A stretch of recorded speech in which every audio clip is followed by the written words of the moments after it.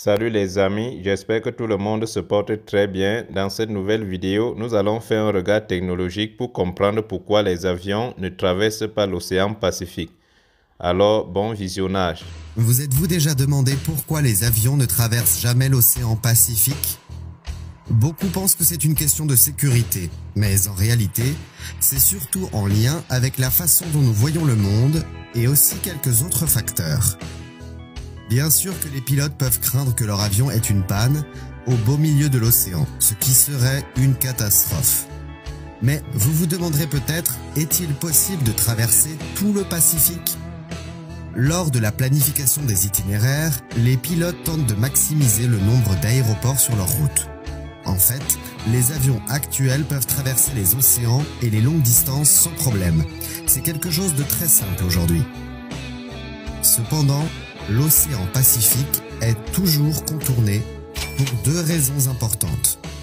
Et pour bien les comprendre, nous devons d'abord faire un bref rappel de la façon dont nous connaissons le monde aujourd'hui. Et pour ça, nous allons directement utiliser nos téléphones portables. Les cartes que tout le monde connaît sont une vision faussée de la réalité. Et c'est parce que nous voyons une version 2D de la planète. De cette manière, un voyage entre San Francisco et Tokyo semble plus court en traversant l'océan Pacifique. Cependant, ce n'est qu'un effet d'optique qui ne représente pas la réalité.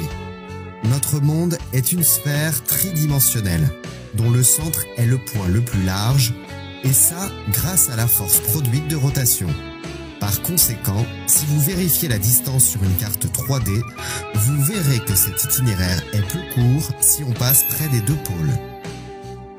Cela est dû au fait que la Terre est plus large en son centre et le nombre de kilomètres à parcourir devient plus grand. Cependant, ce fait n'est pas la seule raison pour laquelle les avions ne traversent pas le Pacifique. Pour pouvoir comprendre les deux raisons principales, nous devons aussi savoir ce qui suit. Parfois, les pilotes choisissent de traverser l'océan Pacifique pour éviter les orages et les turbulences gênantes. Cela peut arriver parce que la cause de ces perturbations est l'air chaud qui vient du sol, quelque chose d'inhabituel au-dessus de l'eau parce que la chaleur est mieux répartie. Un autre facteur important pour déterminer s'il vaut mieux traverser les océans, c'est la présence de courants jets. Ils apparaissent dans la partie supérieure de la troposphère en raison des changements de température et de la pression atmosphérique. Et ils peuvent atteindre des vitesses jusqu'à 320 km/h.